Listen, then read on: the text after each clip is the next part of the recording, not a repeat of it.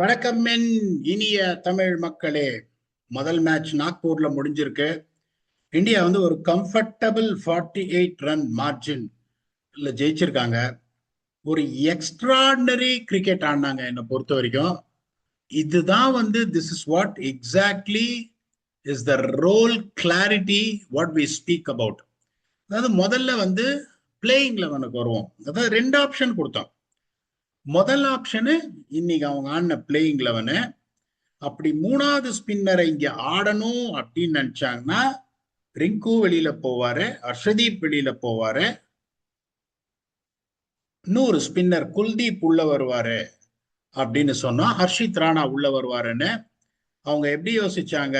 Okay fine, எனக்கு வந்து அது ப்ராப்ளம் இல்லை, ஒரு ஸ்பெஷலிஸ்ட் பேட்ஸ்மேன் ரிங்கு சிங்க நாங்க வச்சுக்கிறேன், எனக்கு ரெண்டு ஸ்பின்னர் போறோம் அப்படின்ட்டு.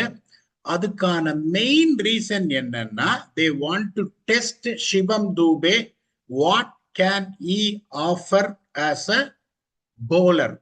ஏன்னா இஷான் கிஷன் இஸ் இந்த மிக்சர்.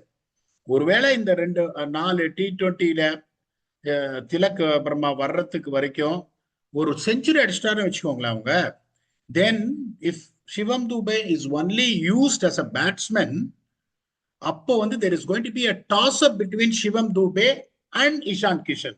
ஓகே, இன்னொன்னு இஷான் கிஷன் நம்பர் 3 ஆடுறாரு, சிவம் தூபே பின்னாடி ஆடுறாரு. நியாயமே இல்லை கம்பேர் பண்றது. ஏன்னா most of the times Shivam தூபேக்கு ஓபனர்ஸ் ஸ்டார்ட் கிடைச்சிச்சுன்னா பாவம் 5 ஓவர் 6 ஓவர்ல வந்த உடனே அடிக்கிற சுச்சுவேஷன். இன்னைக்கும் அந்த மாதிரி சுச்சுவேஷன் வந்தது. அவர் அவுட் ஆனதை நீங்க குறை சொல்ல முடியாது. மொதல் பால் தூக்கி ஒரு 6 சொருனாரு, அடுத்த பால் அவுட் ஆயிட்டாரு. வேற Ishan had an opportunity to bat at number 3. Okay, இப்ப நாளைக்கு இஷான் ஒரு செஞ்சுரி அடிக்கிறாருன்னா சிவம் துபேக்கு பேட்டிங்கே கிடைக்காது.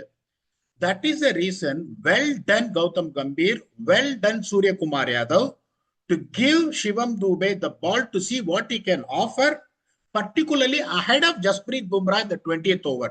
Well done on that. எனக்கு என்னன்னா ரொம்ப சிம்பிள். ஒரு பிளேயரை நீங்க வெளியில உட்காந்து வைக்கிறீங்கன்னா that players resources has to be used maximum, then take a decision.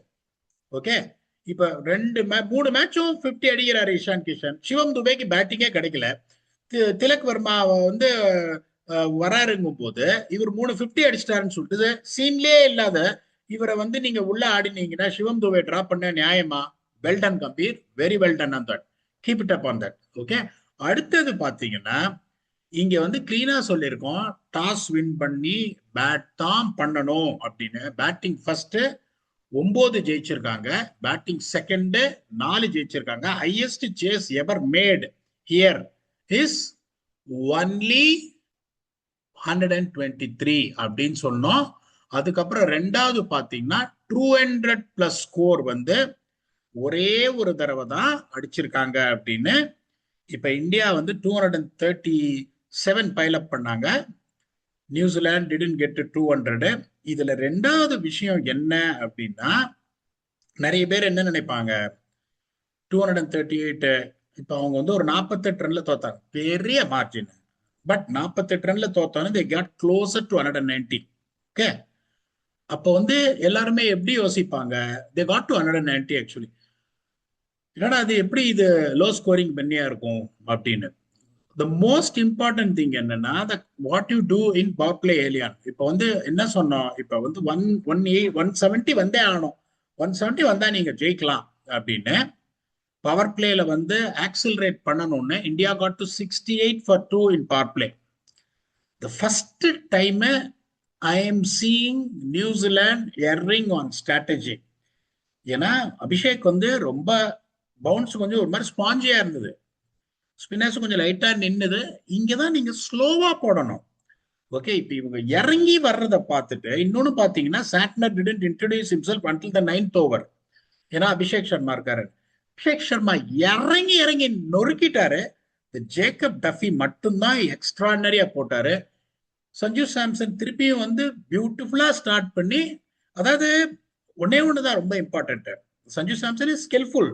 யாவனுமே Sanju சாம்சனுக்கு ஸ்கில் இல்லை அப்படின்னு சொன்னா probably I don't want to argue. At the same time, as much as a support everyone is going in for him, இப்ப ஒரு vice captain team இந்த drop பண்ணிட்டு உங்களுக்கு சஞ்சுக்கு chance கொடுக்குறாங்கன்னா Sanju has to be little more responsible. திருப்பியும் பாத்தீங்கன்னா ஒரு soft dismissal, பியூட்டிஃபுல்லா ஸ்டார்ட் பண்ணாரு. டப் டிப்னு பவுண்டரி வந்து சரி நீங்க நல்லா ஆடுவாருன்னு பார்த்தா கொடுத்துட்டு போயிட்டாரு. இஷான் கிஷன் அதே மாதிரி வெரி டிசப்பாயிண்டட். தூக்கி ஸ்ட்ரெயிட்டா ஒரு சொருகிட்டு ஒரு சாஃப்ட் டிஸ்மிசல். எனக்கு புரியவே இல்லை. One good sign was Suryakumar Yadav was slightly, slowly, surely getting back to his elements, even though unfortunately he didn't come up with a big score. That is another major positive sign. Brilliant ஆனார் அபிஷேக் சர்மா, அதுல எந்த சந்தேகம் கிடையாது. Through the line இறங்கி இறங்கி வீல கிளாசிக்கலா ஆனாரு. First time நான் பாக்குறேன் நியூசிலாண்டோட ஸ்ட்ராட்டஜி. எல்லா ஸ்பின்னர்ஸுமே பாத்தீங்கன்னா தைரியமா ஏர் கொடுக்கணும். ஒரு 6 மீட்டர் 7 மீட்டர் லென்த்ல ஏர் கொடுத்து லென்த் டிராக் பண்ணணும். அதை பண்ணாம ஈவன் சாண்டர் நிறுத்துவாரு பால்ல, சாண்டரே வந்து பிளாட்டா போட்டுட்டு இருக்காரு. That is something that is, ஏன்னா அடிக்க ஆரம்பிச்சோடனே. ஸோ உங்களுக்கு வந்துட்டு என்ன சொல்றது, ரிங்கு சிங் வந்து கோல்டு என்ன பொறுத்த வரைக்கும் சச் அ மெச்சூர்ட் பிளேயர், பியூட்டிஃபுல்லா ஆனர். ஹர்திக் பாண்டியா வந்ததுல இருந்து இறங்கி attitude, that is attitude we have to see when you got into that.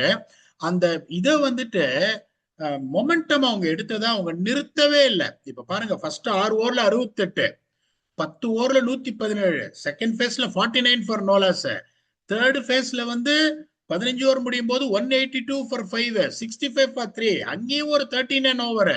ஆனா 182 வந்ததுக்கு உங்களுக்கு கடைசி 5 ஓவர்ல பாத்தீங்கன்னா 56 ஃபார் 2 தான் வந்தது. There are some absolutely magnificent bowling from Jacob Duffy. Magnificent bowling from Jacob Duffy. அவர் ஒருத்தர் தான் தைரியமா என்ன பண்ணாரு, அந்த hard length wicket to wicket slow deliveries போட்டாரு. ஏன்னா பால் நிக்குதுன்னு, அதை யாருமே பண்ணல. ஒய்டா தூக்கி வெளியே போடுறாங்க, மிச்சேல் வராரு, அவர் தூக்கி ஒய்டா போடுறாரு, கண்ணா பண்ணாரு, கடைசி ஓவர்ல போடு 20 ரன். எல்லாருமே பாத்தீங்கன்னா running out of steam. Kristian கிளார்க்கா இருக்கட்டும், Kyle Jamieson இருக்கட்டும், they were running out of steam. There was not even a single bowler who looked like mastered the conditions, even though the pitch didn't look as tricky as it used to be in Nagpur. கொஞ்சம் பெட்டரா இருந்தது, அதை நான் இல்லைன்னு சொல்ல வரல. It's not a traditional Nagpur pitch where 170 would have been a mountain climb chase. அந்த மாதிரி இல்ல. பட் என்னை பொறுத்த வரைக்கும் ரெண்டு டீமுமே they were guilty of the spinners bowling too flat through the air. அது எனக்கு புரியவே இல்லை. வருண் வந்து ஒரு மிஸ்ட்ரி போலர். ஸோ வருணோட ஸ்பிரிட்ஸை பத்தி you cannot comment on it because Varun is someone where he bowls all this here and there. இதை போடும்போது உங்களுக்கு ஸ்பீட்ஸ் வந்து நார்மலாவே குயிக்கா தான் இருக்கும். அவர் எந்த பிட்ச்லயும் அவரோட இதுவே வந்துட்டு ஸ்ட்ரென்த்தே வந்துட்டு ஏர் ஸ்பீடு தான். ஸோ இன்னும் ஒரு ஸ்பின்னர் தான் ஆடினாங்க. அக்ஷர் பட்டேலும் பாத்தீங்கன்னா குயிக்கா போட பாக்குறாரு, என்னன்னு எனக்கு ஒன்றும் புரியல. அதுக்கப்புறம் பாத்தீங்கன்னா இது 238 வந்ததுக்கு அப்புறம் சான்ஸே கிடையாதுங்க, சான்ஸே கிடையாது. நாக்பூர்லாம் நீங்க 238 சேஸே பண்ண முடியாது. they were 2 for 2, they lost 2 early wickets. இதுல இன்னொரு கிரேட் திங் என்னன்னு பார்த்தா, another experiment Gautam Gambhir is trying to do is to see where he's got a real good frontline bowler like Arshdeep Singh. என்ன பொறுத்த வரைக்கும் தான் சொல்றேனே, பும்ரா இங்கன்னா அர்ஷதீப் சிங் இங்க. அவங்க எப்படி பாக்குறாங்க, they want that number 8 to be someone who can come and bat. இன்னைக்கு அந்த combination, when they are benching Kuldeep, they are getting that number 8 as Akshar Patel, then there is a room for Arshdeep Singh. 3 spin attack ஆனா கண்டிப்பா ஹர்ஷதீப் சிங் உட்காந்துட்டு ஹர்ஷித் ராணா தான் ஆடுவாங்க. அதை பண்ணவே கூடாது. Yes, Harshit Rana can hit a few sixes or two, not denying that he has proved it time in and time out. Let's not debate on that. ஆனா this is what Arshdeep Singh can do. 19th over போட்டார் பாருங்க, ஒய்டியா இருக்கிற classical, எப்படி ஆட்டம் காமிச்சார் பாருங்க. Okay, so Harshdeep Singh மாதிரி new பால்லையும் wicket எடுப்பாரு, death ஓவர்ஸ்லயும் wicket எடுப்பாரு, அதுல எந்த சந்தேகமும் கிடையாது. So the most important thing is that is what exactly the call India has to make. இப்ப இந்த மாதிரி உங்களுக்கு ஒரு ஸ்பின்லெஸ் அட்டாக், ஒரு போலர் கம்மின்னா அங்க பியூட்டிஃபுல்லா என்ன பண்ணாங்க, ஹர்திக் பாண்டியாக்கு நியூ பால கொடுத்து what is that we can expect from Hardik Pandya. If not great, Hardik Pandya bowl well, he gave a breakthrough as well. அதுல எந்த சந்தேகமும் கிடையாது. அப்பதான் உங்களுக்கு பும்ராவோட 4 ஓவர் பவர் பிளேக்கு அப்புறம் இருந்ததுன்னா எந்த டார்கெட்டா இருந்தாலும் உங்களுக்கு டிஃபெண்ட் பண்ண சான்ஸ் இருக்கு. இன்னைக்கு பும்ரா வந்து இந்த 3rd ஓவர்ல இப்போ டெத் ஓவர்ல கொஞ்சம் ரன் கொடுத்துட்டார், that is fine, is also human. But நான் என்ன சொல்ல வரேன்னா, அந்த ஒரு இதை ட்ரை பண்றாங்க.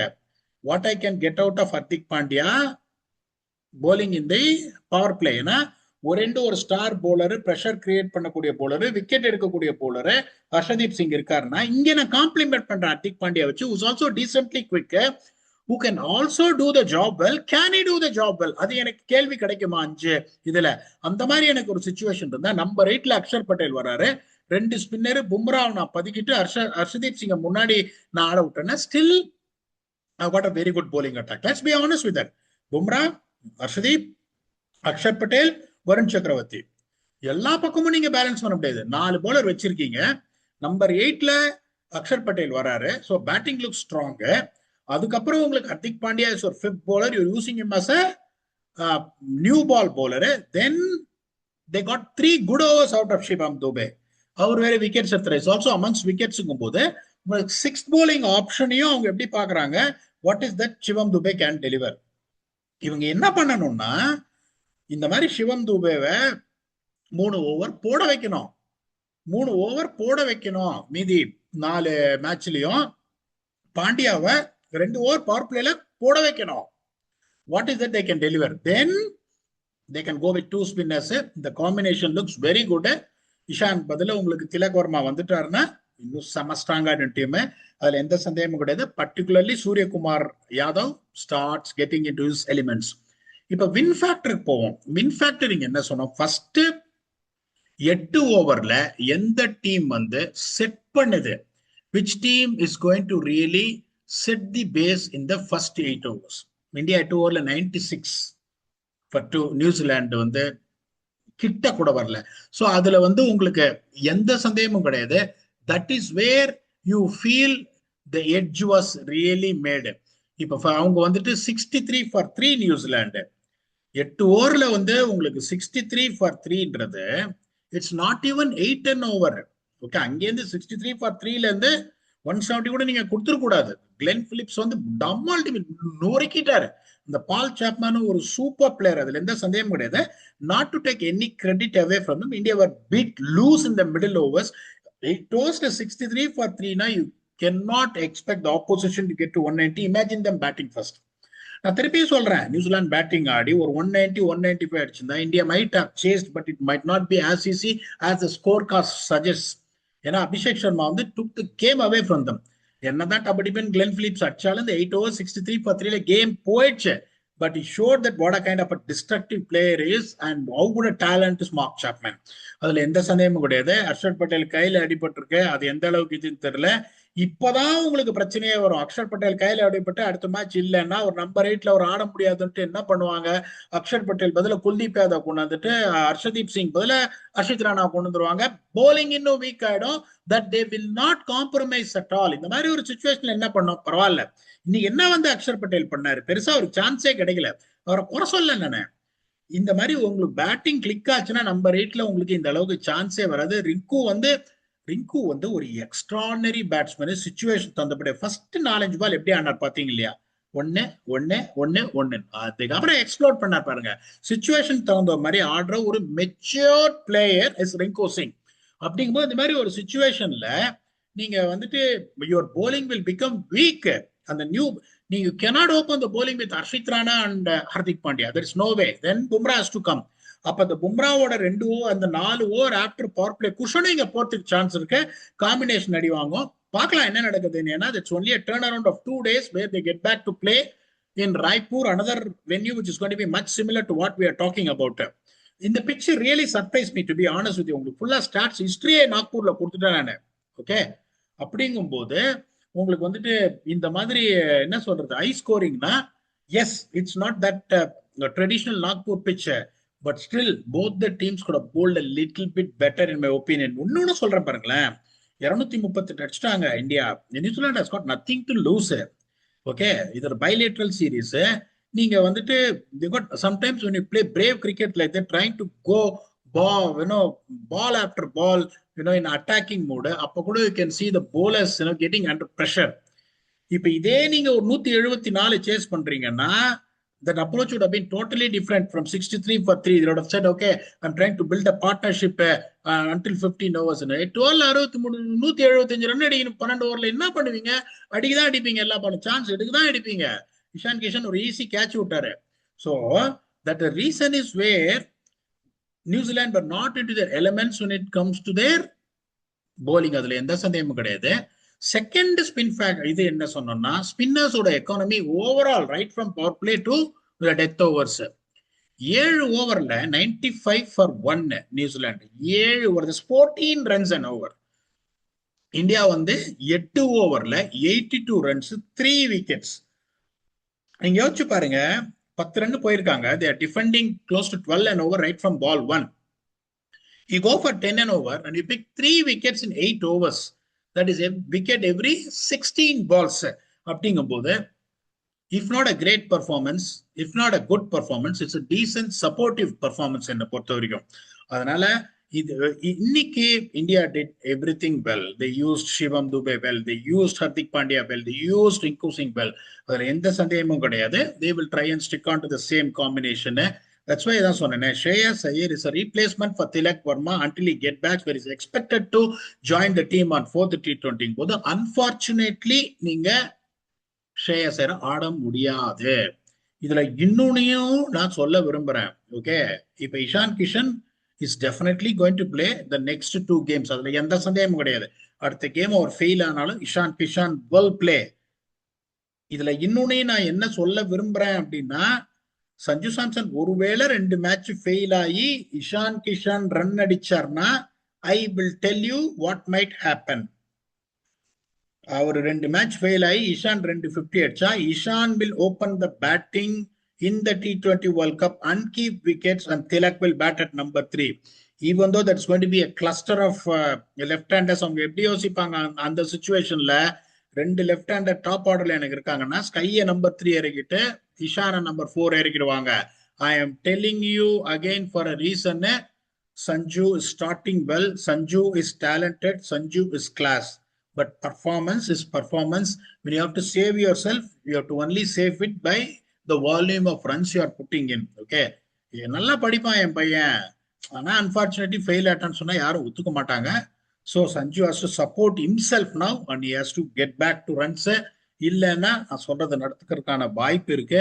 But overall it is a very good performance for India. It's a very good workout for India to test their resources exactly the way they wanted in this 5 games ahead of T20 World Cup defense.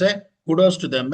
New Zealand has got nothing to lose. அவங்க ஒரு சில main ரிசோர்சஸ்லாம் big பேஷ் ஆடிட்டு இருக்காங்க. Okay, second string team ஆடிட்டு இருக்காங்க. ஒரு சிலர்லாம் வந்துட்டு they are not even in the world cup squad அப்படிங்கும் போது அவங்களுக்கு பெருசா கெயின் பண்றதுக்கு இல்லை. இந்த சீரீஸ்ல அவங்க ஜெயிச்சாங்கன்னா they'll be over the moon. அவங்க தோத்தாங்கன்னா அதை பத்தி பிரயோஜனமே இல்லை. half of the team are not even going to be the part of the T20 World Cup. Still they will play for win. I know that there is no second thoughts about that. They are someone who wanted to compete. இன்னொன்னு பாத்தீங்கன்னா for the first time I've seen New Zealand fielding been very very ordinary. அவ்வளவு errors ஃபீல்ட்லாம் நான் பண்ணி பார்த்ததே கிடையாது. ஒரு சில catch எல்லாம் அவுட்ஸ்டாண்டிங்கா எடுப்பாங்க. அந்த சாண்ட்னரை இறங்கி அபிஷேக் அடிச்சாரு, அது ஷார்ட் எக்ஸ்ட்ரா காஸ் வர்றதா லாங் ஆஃப் வர்றதா அந்த கன்ஃபியூஷன்ல போய் நடுவில் விழுந்தது பால், அதெல்லாம் அள்ளி தூக்கி போடுற ஆளுங்க. அந்த கிளார்க்கு கோல் 2 கால் வழியா விட்டாரு. அதெல்லாம் நியூசிலாந்து பண்ணவே பண்ணாங்க. But they are also humans. Let's respect that. They gave their best in the best way possible. But India were too good today. India outplayed New Zealand. அதுதான், அதுல எந்த சந்தேகமும் கிடையாது. பாப்போம் அக்ஷர் பட்டேல் அடுத்த மேட்சுக்குள்ள fit ஆறாரா. That is going to be the only forced change they will make if Akshar Patel couldn't make it due to injury. இன்னும் 2 நாள் turn around தான். அடுத்த மேட்ச் ரைப்பூர்ல second T20 on the 23rd of January between India and New Zealand. I will come back and do a preview on the conditions on Raipur. And that's all we have got from today. Thanks a lot for your support. Until I get back for that preview from your very favorite channel, PDoc Speaks. Thanks a lot and bye-bye.